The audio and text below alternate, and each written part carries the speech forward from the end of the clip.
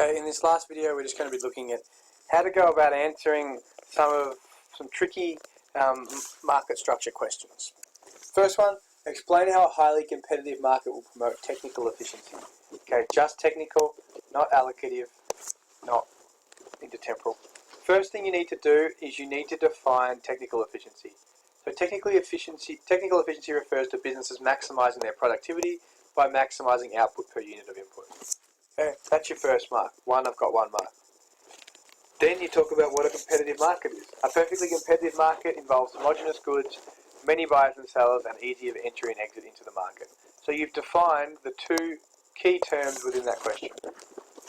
Then you explain why a highly competitive market promotes technical efficiency. In a perfectly competitive market, firms have a discipline imposed upon them. They are price takers. This forces them to look for the least cost method of production. Okay, lots of different buyers and sellers, so they need to look for the best way to do things.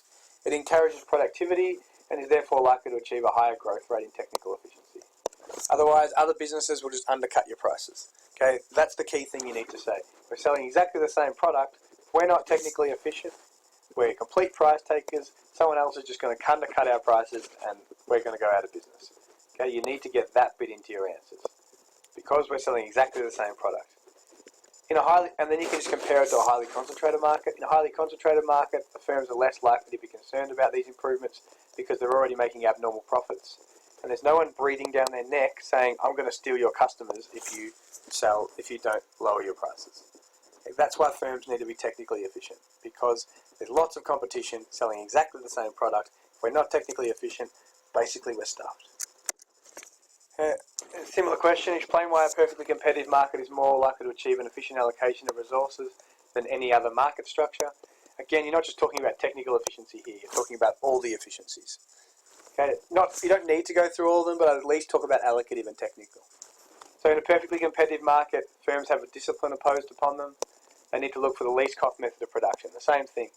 Okay, it encourages productivity growth and technical efficiency. In a highly concentrated market, the firms are less likely to be concerned about these because, as I said before, no one's breathing down their neck. No one's trying to steal their customers. And they're not selling exactly the same product. Then you can talk about allocative efficiency. So talk about both in any question that talks about efficiency. Okay, when goods are highly desirable from a consumer's perspective, an increase in demand, this will push up prices and firms will reallocate resources to the profitable area. The decision by a firm to produce the wrong goods and services will always result in economic losses, so they are highly responsive to consumers' demand. In this way, firms are more likely to produce the goods and services that maximise the needs and wants of society. Okay? They will respond, there is consumer sovereignty. In contrast, a lack of competition can mean they are less responsive to consumers' demand.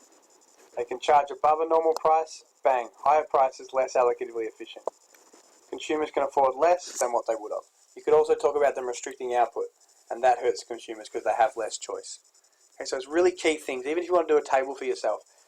Okay, competitive markets, technically efficient, allocate resources to the most efficient areas, but not only that, they're technically efficient because they need to be cheap, otherwise they go out of business. So they will invest in new technology.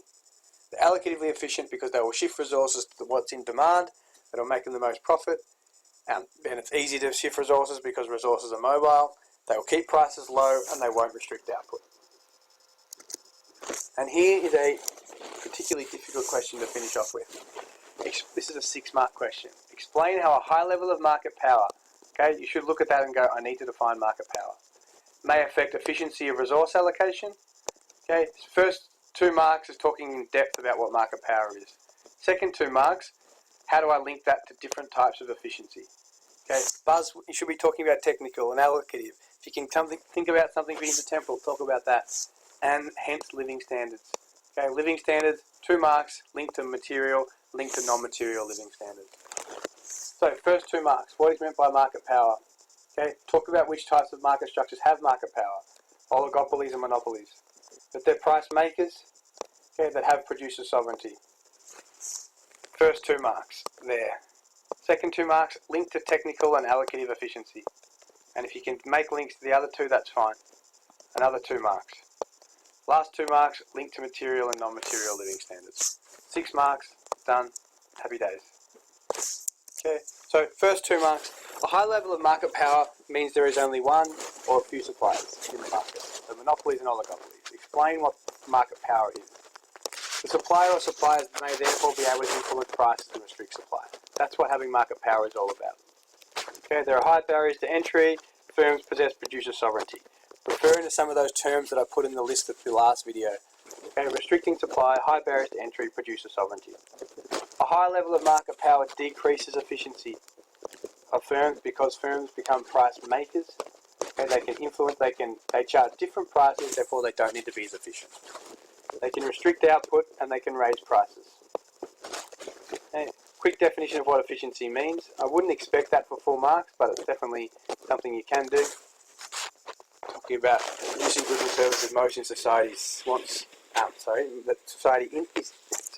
maximise society's interests and minimise opportunity costs. Okay? Then you start making your links to efficiency and living standards. A high level of market power can reduce the incentive for firms to be efficient in the way they use resources, and producers may restrict output and or charge higher prices. Okay? They don't face the discipline of competitive pressures, so they're less likely to be technically efficient. And there's less competition, they're less likely to invest in new production techniques, new technology. That hurts higher prices as well. Okay? You've linked to allocative efficiency because you've talked about them restricting output. Okay? You've linked it to technical efficiency because they're not going to work as productively and they could charge higher prices. Linked to material living standards. Well, all you need to talk about there is that they could lead to higher prices. Therefore, they're less affordable products. And your link to non-material living standards is because they might not produce the types of products desired by the market in sufficient quantities. Okay? They can restrict output and therefore they reduce their non-material living standards. You could also talk about the fact that there's a lack of choice in these markets because there's not many firms. Okay? There you've got your 6 marks. Bang, 2 marks defining market power. Oligopolies, high barriers to trade, price makers, producer sovereignty. Okay? They restrict output and raise prices. That hurts allocative efficiency because there's less consumer choice. Okay? There are higher prices. Hurts technical efficiency because we don't have the incentive to produce as productively. Material living standards suffer because of higher prices. Non-material living standards suffer because of shortages, and the goods and services that we demand most may not be provided. This is the next exciting topic.